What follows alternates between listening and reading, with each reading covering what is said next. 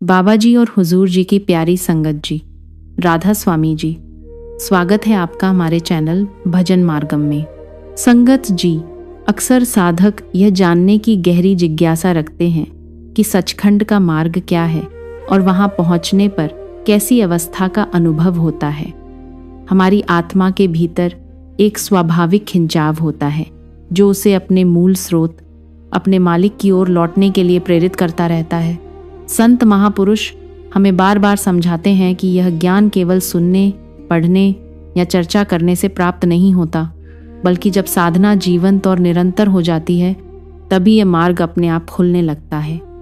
जब भीतर का ध्यान स्थिर हो जाता है तब यह सुना हुआ ज्ञान अनुभव में बदल जाता है। गुरु से नामदान प्राप्त करना साधक के जीवन में एक नए अध्याय की शुरुआत होती है।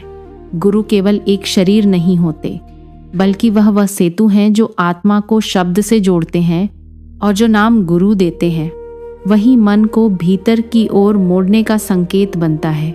यहीं से सच्ची साधना की शुरुआत होती है। संगत जी, इस वीडियो के अंत तक अवश्य जुड़े रहिए, क्योंकि अंत में जाकर आप सचखंड तक पहुंचने का मार्ग पूरी स्पष्टता और गहराई से समझ पाएंगे। संगत जी, आगे बढ़ने से पहले आपसे एक छोटी सी विनती है। यदि आप पहली बार हमारे चैनल पर आए हैं तो कृपया चैनल को अवश्य सब्सक्राइब कर लें। संगत जी, इस पवित्र मार्ग की बुनियाद कुछ ऐसे स्तंभों पर टिकी है जिन्हें हर साधक को अपने जीवन में अपनाना बहुत आवश्यक है। सबसे पहला और मुख्य कार्य है नियमित रूप से बैठकर साधना करना, क्योंकि बिना नियमितता के यह मार्ग आगे नहीं बढ़ता। यह राह 3 मुख्य आधारों पर चलती है: नाम, सुमिरन, ध्यान और भजन। सुमिरन वह प्रक्रिया है जो हमारे भटके हुए मन को बाहर की दुनिया से हटाकर भीतर की ओर मोड़ती है, क्योंकि मन का स्वभाव ही है इधर उधर भागना, पकड़ना और प्रतिक्रिया करना। सुमिरन धीरे धीरे इस चंचलता को शांत करता है। ध्यान हमें सिखाता है कि हम अपनी सुरत को दोनों आंखों के बीच के केंद्र पर स्थिर रखें, जो केवल एक शारीरिक बिंदु नहीं बल्कि भीतर जाने का द्वार है। और जब साधक भजन में उतरता है तो वह उस सूक्ष्म शब्द धारा की ओर जुड़ने लगता है, जो आत्मा को उसके असली घर, उसके मूल स्रोत से जोड़ती है। संगत जी, जब साधक इस मार्ग पर बैठकर ध्यान की शुरुआत करता है तो सबसे पहले उसे अपने मन की असली प्रकृति का अनुभव होता है। ध्यान में बैठते ही मन और भी ज्यादा चंचल प्रतीत होता है। विचारों की भीड़ उमड़ती है, पुरानी यादें सामने आने लगती हैं और शरीर भी कभी भारी तो कभी असहज महसूस होता है। लेकिन यह सब बिल्कुल स्वाभाविक है। इससे घबराने की नहीं बल्कि समझने की आवश्यकता है। मन वर्षों से बाहर भागने का आदी रहा है, इसलिए उसे एकदम से शांत नहीं किया जा सकता। ध्यान का मार्ग दबाव का नहीं बल्कि धैर्य का मार्ग है। जैसे एक नदी अपने स्वभाव से बहती है, वैसे ही साधना को भी सहज रूप से बहने देना होता है। धीरे धीरे जब साधक निरंतर अभ्यास करता है तो मन का शोर कम होने लगता है और भीतर एक हल्कापन, एक शांति का अनुभव होने लगता है। यह ध्यान की कमाई आंखों के बीच उस केंद्र पर इकट्ठी होने लगती है। लेकिन यहाँ एक महत्वपूर्ण बात है, साधक को किसी भी दृश्य या अनुभव को पकड़ने की कोशिश नहीं करनी चाहिए, क्योंकि अनुभवों में उलझना ही आगे बढ़ने में सबसे बड़ी रुकावट बन जाता है। इस मार्ग में केवल गुरु द्वारा दिए गए नाम पर टिके रहना, सुमिरन में स्थिर रहना और अपने जीवन के आचरण को भी शुद्ध रखना अत्यंत आवश्यक है। तभी यह अंदर की यात्रा सही दिशा में आगे बढ़ती है। संगत जी, इस आंतरिक यात्रा की सच्ची तैयारी केवल बैठकर ध्यान करने से ही नहीं होती, बल्कि हमारे पूरे जीवन के ढंग से जुड़ी होती है। शाकाहार अपनाना, नशों से दूर रहना, सत्य बोलना, दया और अहिंसा का पालन करना और ईमानदारी से कमाई करना, ये सब साधना का परिणाम नहीं बल्कि उसकी तैयारी है। जब हमारा जीवन सरल और सादा होता है तो मन अपने आप हल्का हो जाता है और ध्यान में स्थिरता आना आसान हो जाता है, क्योंकि मन वही प्रतिबिंबित करता है जो हम दिन भर सोचते, बोलते और करते हैं। इसलिए हमारी वाणी में सावधानी, व्यवहार में सच्चाई और जीवन में सहजता होना बहुत ज़रूरी है। यह कोई दिखावा नहीं है, बल्कि अपने भीतर की दिशा को सुरक्षित रखने का एक माध्यम है। जब साधक इस प्रकार का जीवन जीते हुए ध्यान में स्थिर होने लगता है तो भीतर एक सूक्ष्म और गहरी जागरूकता उत्पन्न होती है। कभी कभी ऐसा अनुभव होता है जैसे भीतर कुछ खुल रहा हो, जिसे संत महापुरुष 10वां द्वार के नाम से बताते हैं। संगत जी, जब साधक की साधना गहराई में उतरने लगती है तब 10वां द्वार कोई दिखाई देने वाली वस्तु नहीं होता, बल्कि यह उस अवस्था की पहचान है जहां मन अपनी पकड़ को धीरे धीरे ढीला करने लगता है। इस पड़ाव पर साधक का कार्य केवल इतना होता है कि वह अपने ध्यान को सहज रूप से स्थिर रखे और सुमिरन को हल्के प्रेम पूर्ण भाव से करता रहे। भीतर जो भी अनुभव, दृश्य या भाव उत्पन्न हो, उन्हें पकड़ने की कोशिश नहीं करनी चाहिए। उन्हें आने जाने देना ही सही दृष्टिकोण है। वास्तव में साधना का सार किसी विशेष अनुभव में नहीं, बल्कि निरंतर और स्थिर सुमिरन में छिपा है। जब साधक इस अवस्था में पहुंचता है तो उसकी यात्रा अनुभव के क्षेत्र में प्रवेश कर जाती है, लेकिन वह न कोई दावा करता है, न कोई प्रदर्शन। उसे भीतर ही भीतर यह अनुभूति हो जाती है कि उसकी दिशा अब भीतर की ओर है, और यही समझ उसके लिए पर्याप्त होती है। संगत जी, जब साधक की साधना 10वें द्वार पर स्थिर होने लगती है तो भीतर एक बहुत ही सूक्ष्म शांति का अनुभव होने लगता है। यह बाहर की खामोशी नहीं, बल्कि मन के पीछे की गहरी स्थिरता होती है। एक ऐसी शांति जो शब्दों से परे होती है। यह कोई उपलब्धि नहीं, बल्कि इस बात का संकेत है कि साधक की दिशा अब सही हो चुकी है। इस अवस्था में मन की पकड़ कुछ समय के लिए ढीली पड़ जाती है और साधक शून्य की उस अनुभूति में प्रवेश करता है जहां विचारों की गति बहुत कम हो जाती है। शून्य में ऐसा लगता है जैसे भीतर एक ठहराव आ गया हो, एक शांत विराम, जिसके साथ साथ शब्द की हल्की सी धारा भी अनुभव होती है, लेकिन कुल मिलाकर गहरी स्थिरता बनी रहती है। इस अवस्था में साधक को एक मधुर आंतरिक विश्राम मिलता है, जैसे जीवन के सारे बोझ कुछ समय के लिए हट गए हों और आत्मा अपने असली स्वरूप के करीब पहुंच रही हो। संगत जी, संत महापुरुष इस अवस्था पर विशेष सावधानी बरतने की शिक्षा देते हैं, क्योंकि शून्य की यह मधुर शांति अंतिम मंजिल नहीं, बल्कि केवल एक पड़ाव है। इसकी सुखद अनुभूति साधक को यहीं रुक जाने के लिए आकर्षित कर सकती है, लेकिन यहीं जागरूक रहना सबसे अधिक आवश्यक होता है। इस समय साधक को केवल नाम के सुमिरन और भीतर बह रही उस सूक्ष्म धारा पर ही ध्यान बनाए रखना चाहिए। किसी भी अनुभव या आनंद में उलझना नहीं चाहिए, क्योंकि अनुभवों को पकड़ना साधना को वहीं रोक देता है, जबकि सुमिरन से जुड़े रहना साधक को आगे बढ़ाता है। संतों के अनुसार शून्य के आगे एक और गहरी और सूक्ष्म अवस्था आती है, जिसे महाशून्य कहा गया है, जहां स्थिरता और भी अधिक गहन और असीम हो जाती है। संगत जी, जब साधक शून्य की अवस्था से आगे बढ़ता है तो वह एक और गहरी और सूक्ष्म स्थिति में प्रवेश करता है, जिसे संत महापुरुष महाशून्य कहते हैं। यह कोई नया स्थान नहीं होता, बल्कि ध्यान की स्थिरता का और भी गहरा स्तर होता है, जहां विचार लगभग समाप्त होने लगते हैं। इस अवस्था में साधक को भीतर एक विशाल, शांत और असीम आकाश जैसा अनुभव होता है, जहां समय का एहसास भी बहुत कम हो जाता है। यहाँ न कोई संघर्ष रहता है, न कोई इच्छा और न ही कोई प्रतिक्रिया। सब कुछ बहुत सहज और शांत हो जाता है। यही कारण है कि यह अवस्था बहुत आकर्षक लगती है। लेकिन संगत जी, यहीं पर एक सूक्ष्म खतरा भी छुपा होता है। मन का अत्यंत महीन अहंकार, जो ये कहने लगता है कि अब सब कुछ मिल गया या यही अंतिम सत्य है।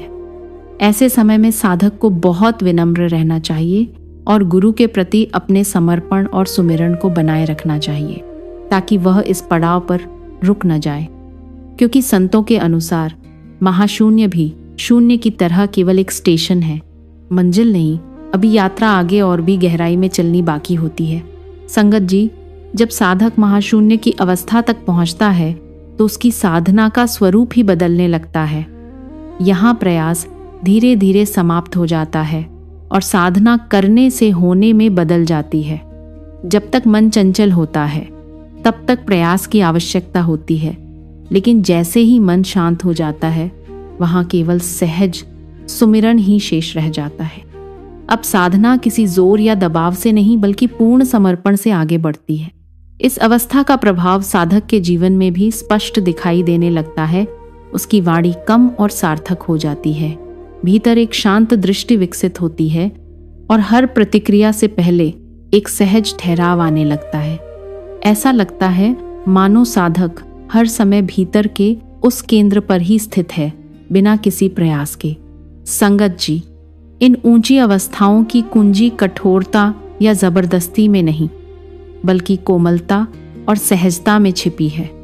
जैसे एक बीज अपने समय पर ही अंकुरित होता है, वैसे ही साधना भी तब गहराती है जब परिस्थितियां अनुकूल होती हैं। साधक का कार्य केवल इतना है कि वह अपने जीवन को सरल, सच्चा और दयालु बनाए रखे, नियमित रूप से बैठकर सुमिरन करे और भीतर की इस यात्रा को प्रेम और धैर्य के साथ आगे बढ़ने दे। संगत जी, जब साधक शून्य और महाशून्य जैसी अवस्थाओं को पार करते हुए सुमिरन में स्थिर हो जाता है तो उसके भीतर एक ऐसा विश्वास जन्म लेने लगता है जो तर्क से नहीं बल्कि अपने अनुभव की सहजता से उत्पन्न होता है। उसे यह अनुभव होने लगता है कि गुरु की कृपा और सहारा हर समय उसके साथ है, बाहर भी और भीतर भी। यही विश्वास एक दीपक की तरह उसकी राह को स्वयं प्रकाशित करता रहता है। अब साधना में एक और गहरा परिवर्तन आता है। पहले जहां ध्यान का उद्देश्य मन को रोकना था, अब साधक उस भीतर बह रही सूक्ष्म धारा को पहचानने लगता है। उसे ऐसा महसूस होता है जैसे भीतर कोई शक्ति उसे अपनी ओर खींच रही है और ध्यान अपने आप एक दिशा लेने लगता है। यह अवस्था भंवर गुफा के नाम से जानी जाती है, जहां साधक को भीतर एक आकर्षण, एक खिंचाव का अनुभव होता है जो उसे और गहराई में ले जाने लगता है। संगत जी, भंवर गुफा कोई भौतिक गुफा नहीं है, बल्कि साधना की एक अत्यंत सूक्ष्म और गहरी अवस्था है, जहां भीतर का शब्द और भी स्पष्ट होने लगता है और ध्यान अपने आप भीतर केंद्रित रहने लगता है। इस अवस्था में साधक को अनुभव होता है कि अब ध्यान करने के लिए कोई विशेष प्रयास नहीं करना पड़ता। ध्यान स्वयं ही टिकने लगता है, जैसे कोई अदृश्य शक्ति उसे संभाल रही हो। यहाँ मन की भूमिका बहुत कम हो जाती है, न कुछ पकड़ने की इच्छा रहती है, न किसी चीज को धकेलने या नियंत्रित करने की कोशिश। सब कुछ अपने आप सहज रूप से प्रवाहित होने लगता है। इस अवस्था में साधक को एक गहरी, जीवंत शांति का अनुभव होता है। यह केवल शून्यता नहीं, बल्कि एक ऐसी सजीव उपस्थिति होती है जो बिना शब्दों के ही भीतर आश्वासन देती रहती है। संगत जी, अब साधक समझने की कोशिश नहीं करता, बल्कि केवल उस उपस्थिति को पहचानने लगता है। यहीं से उसकी साधना एक नई गहराई में प्रवेश कर जाती है। संगत जी, जब साधक भंवर गुफा की इस अवस्था में पहुंचता है तो अक्सर उसके भीतर ये इच्छा जागती है कि वह अपने अनुभवों को दूसरों के साथ साझा करे या उन्हें शब्दों में व्यक्त करे।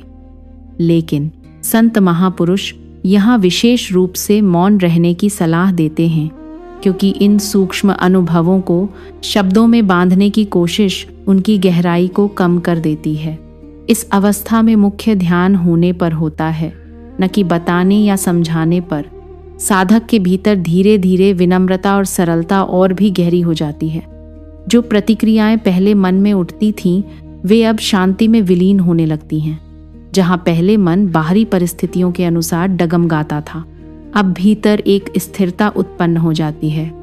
और संगत जी, यह स्थिरता किसी प्रयास का परिणाम नहीं होती, बल्कि यह भीतर से मिलने वाले सहारे गुरु की कृपा का प्रत्यक्ष अनुभव होती है, जो साधक को हर पल संभाले रहती है। संगत जी, जब साधक इस अवस्था तक पहुंचता है तो ध्यान केवल एक अभ्यास नहीं रह जाता, बल्कि उसके जीवन का स्वभाव बन जाता है, उसकी पहचान बन जाता है। अब शब्द केवल सुना नहीं जाता, बल्कि भीतर स्थिर होकर धारण होने लगता है, जिसे संत महापुरुष शब्द धारण कहते हैं।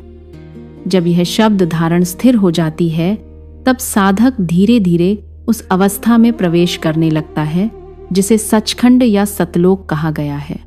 यह कोई देखने या सुनने वाला बाहरी अनुभव नहीं होता, बल्कि आत्मा की अपने मूल स्रोत से एकता की गहरी पहचान होती है। साधक को यह अनुभूति होने लगती है कि जिस शांति की वह बाहर खोज कर रहा था वह तो हमेशा से उसके भीतर ही मौजूद थी। ध्यान और साधना तो केवल उन परतों को हटाने का माध्यम है जो इस सच्चाई को ढक रही थी। संगत जी, जब साधक सचखंड की इस अवस्था को स्पर्श करने लगता है तो उसके भीतर मैं और दूसरे का भेद धीरे धीरे कम होने लगता है। एक ऐसी करुणा का प्रवाह जागता है जो भावनात्मक नहीं बल्कि एकता की अनुभूति से जन्म लेता है। साधक हर जीव में उसी चेतना, उसी जीवन तत्व को देखने लगता है जिसे उसने अपने भीतर अनुभव किया होता है। बाहरी जीवन देखने में वैसा ही रहता है, जिम्मेदारियां भी रहती हैं, रिश्ते भी चलते हैं और आजीविका भी चलती है, लेकिन दृष्टिकोण पूरी तरह बदल जाता है। अब जीवन में कठोरता कम हो जाती है, रिश्तों में अपेक्षाएं और शिकायतें घटने लगती हैं और कमाई भी एक सच्चाई और ईमानदारी के आधार पर होती है। संगत जी, इस अवस्था में सेवा कोई बोझ नहीं लगती बल्कि वह अपने आप सहज रूप से बहने लगती है। देना अब किसी त्याग या अहंकार से नहीं होता बल्कि भीतर की पूर्णता से उत्पन्न होता है। जैसे भरा हुआ जल स्वयं ही छलकने लगता है, वैसे ही साधक का हृदय प्रेम और सेवा से स्वतः भरकर बहने लगता है। संगत जी, सचखंड की इस अनुभूति को जीते जी मुक्ति कहा गया है, अर्थात संसार में रहते हुए ही भीतर से पूर्ण स्वतंत्र हो जाना। साधक भीड़ में रहते हुए भी अपने केंद्र में स्थित रहता है, कर्म करते हुए भी भीतर शांति बनी रहती है और बोलते हुए भी एक गहरा मौन उसके भीतर जीवित रहता है। यह मार्ग अचानक नहीं खुलता और न ही कोई ऐसी शक्ति देता है जिसे दिखाया जाए, बल्कि यह धीरे धीरे निरंतर साधना, सरल जीवन और गुरु की कृपा से अपने आप प्रकट होता है। यहाँ कोई दावा नहीं होता, केवल एक गहरा शुक्राना होता है और यही शुक्राना साधक को विनम्रता, सरलता और जागरूकता में बनाए रखता है। संगत जी, जब यह आंतरिक यात्रा एक स्थिर धारा की तरफ बहने लगती है तो उसका प्रभाव अपने आप हमारे रोजमर्रा के जीवन में दिखाई देने लगता है। तब ध्यान केवल बैठने तक सीमित नहीं रहता बल्कि हर जागते हुए पल में समा जाता है। पहले जहां मन तुरंत प्रतिक्रिया कर देता था, अब वहां एक सूक्ष्म ठहराव आने लगता है जिससे देखने और समझने की क्षमता और स्पष्ट हो जाती है। वाणी सरल और हल्की हो जाती है, व्यवहार में कोमलता आ जाती है और रिश्तों में आरोप प्रत्यारोप की जगह समझ और करुणा जन्म लेने लगती है। संगत जी, ये परिवर्तन किसी सिद्धांत या जबरदस्ती से नहीं आते बल्कि भीतर की उस स्थिरता से स्वाभाविक रूप से प्रकट होते हैं जो साधना के द्वारा विकसित होती है। जब भीतर शब्द जीवंत हो जाता है तो बाहरी आचरण भी अपने आप शुद्ध, सच्चा और सहज बन जाता है। संगत जी, जब साधक के भीतर यह आंतरिक परिवर्तन गहराने लगता है तो सेवा का स्वरूप भी पूरी तरह बदल जाता है। अब सेवा कोई कर्तव्य या बोझ नहीं लगती बल्कि अपने आप सहज रूप से होने लगती है। जहां आवश्यकता होती है वहां हाथ बिना किसी गणना के आगे बढ़ जाते हैं। देना अब अहंकार, दिखावे या किसी अपेक्षा से नहीं होता बल्कि भीतर की पूर्णता से स्वतः बहने लगता है। जैसे भरा हुआ जल बिना प्रयास के छलकता है, वैसे ही साधक के जीवन में प्रेम और सेवा का प्रवाह स्वाभाविक रूप से बहने लगता है। न कोई जोर, न कोई शर्त, केवल सहजता और करुणा। संगत जी, इस मार्ग पर चलते हुए साधक को कई बार ऐसे पड़ाव भी आते हैं जहां उसे बेचैनी, थकान या साधना में रुकावट महसूस होती है। कभी कभी ऐसा लगता है कि प्रगति बहुत धीमी हो गई है या जैसे सब कुछ थम गया हो, लेकिन यह इस यात्रा का स्वाभाविक हिस्सा है। ऐसे समय में सबसे बड़ा सहारा केवल एक ही होता है, नियमित रूप से बैठकर साधना करते रहना, चाहे अनुभव हो या न हो। यह अनुशासन धीरे धीरे मन की पुरानी आदतों को ढीला करता है और साधक को भीतर की ओर स्थिर करता है। साथ ही दिन भर के कार्यों में चलते फिरते, खाते पीते, बोलते हुए हल्का सा सुमिरन बनाए रखना बहुत लाभकारी होता है। संगत जी, यह सुमिरन कोई औपचारिक अभ्यास नहीं बल्कि एक सूक्ष्म जागरूकता है कि गुरु की उपस्थिति हर समय हमारे मन के पीछे विद्यमान है, जो हमें भीतर की ओर मार्गदर्शन दे रही है। संगत जी, संत महापुरुष सुबह के समय की साधना को विशेष महत्व देते हैं क्योंकि यही वह समय होता है जो पूरे दिन की दिशा तय करता है। यदि सुबह का ध्यान स्थिर और गहरा हो जाए तो दिन भर आने वाली परिस्थितियां मन को उतना विचलित नहीं कर पाती। लेकिन यहाँ एक बात बहुत महत्वपूर्ण है, साधना को कभी भी जबरदस्ती या दबाव से नहीं करना चाहिए। इसे प्रेम से शुरू करें, सुमिरन को कोमल और सहज रखें और भजन के समय भीतर की धुन को शांत होकर सुनने का प्रयास करें। जो भी अनुभव आए उन्हें पकड़ने की कोशिश न करें, वे अपने आप आते हैं और चले जाते हैं। क्योंकि संगत जी, हम अनुभव नहीं हैं, बल्कि उस जीवित सच्चाई का हिस्सा हैं जो इन सब के पीछे विद्यमान है। और जब साधक इस सत्य को पहचान लेता है तब वह संसार में रहते हुए भी भीतर से अपने केंद्र में स्थित रह सकता है। जिम्मेदारियां, रिश्ते और कर्तव्य वैसे ही रहते हैं, लेकिन उनका बोझ महसूस नहीं होता। जीवन अब संघर्ष नहीं बल्कि एक सहज प्रवाह बन जाता है। मन धीरे धीरे परिपक्व होता है, इच्छाएं अपने आप शांत होने लगती हैं और अहंकार भी धीरे धीरे समाप्त होने लगता है। तब साधना कोई कठोर नियम नहीं रह जाती, बल्कि एक स्वाभाविक प्रवृत्ति बन जाती है। इसी को सहज मुक्ति कहा गया है। संगत जी, यह मुक्ति कोई दूर की चीज नहीं है, बल्कि यहीं और अभी हमारे भीतर ही शुरू हो जाती है, जब हमारी दिशा स्पष्ट हो जाती है और हम प्रेम, समर्पण और सुमिरन के साथ इस मार्ग पर आगे बढ़ते रहते हैं। संगत जी, इस पूरी आध्यात्मिक यात्रा का सार यही है कि साधक अपनी साधना की शुरुआत सुमिरन, ध्यान और भजन के माध्यम से 10वें द्वार पर करता है, जहां गुरु की कृपा उसका आधार बनती है। आगे बढ़ते हुए वह शून्य और महाशून्य जैसी अवस्थाओं से गुजरता है, जहां शांति इतनी सूक्ष्म और मधुर होती है कि मन वहीं ठहर जाना चाहता है, लेकिन विनम्रता और जागरूकता उसे आगे बढ़ने के लिए प्रेरित करती है। फिर भंवर गुफा की अवस्था आती है, जहां भीतर एक स्पष्ट खिंचाव महसूस होता है और स्थिरता और भी गहरी हो जाती है। अंततः साधक सचखंड की उस झलक को अनुभव करता है, जो एक दिव्य प्रकाश की तरह भीतर प्रकट होती है। लेकिन संगत जी, इस पूरे मार्ग में जो भी अनुभव, ध्वनियां या दृश्य मिलते हैं, वे केवल संकेत होते हैं। उनसे जुड़ना नहीं, बल्कि उनसे आगे बढ़ना ही सच्ची समझ है।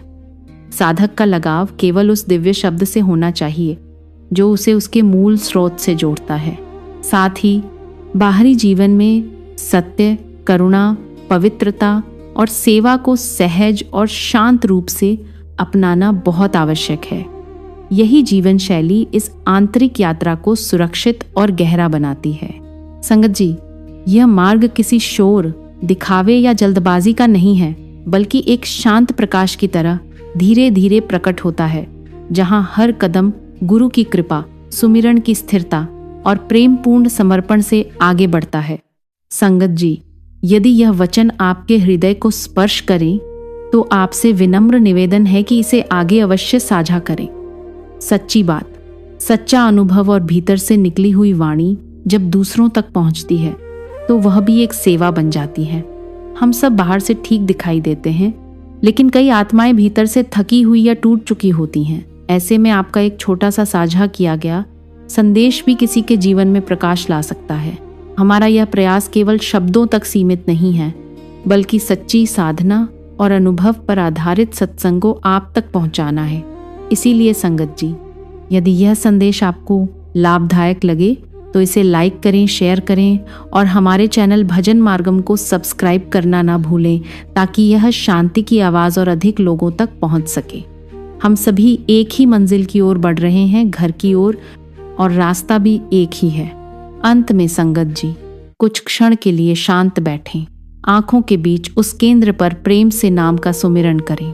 सुनना धीरे धीरे भीतर की ओर मुड़ने दें और सरलता, विनम्रता और शुक्राने के साथ इस यात्रा को आगे बढ़ने दें। आपका यह समय, आपका विश्वास और आपकी उपस्थिति अत्यंत मूल्यवान है। यही अरदास है कि आपका मार्ग सदा प्रकाशमय रहे, मन हल्का और शांत बना रहे और गुरु की कृपा हर पल आपके साथ बनी रहे। राधा स्वामी जी।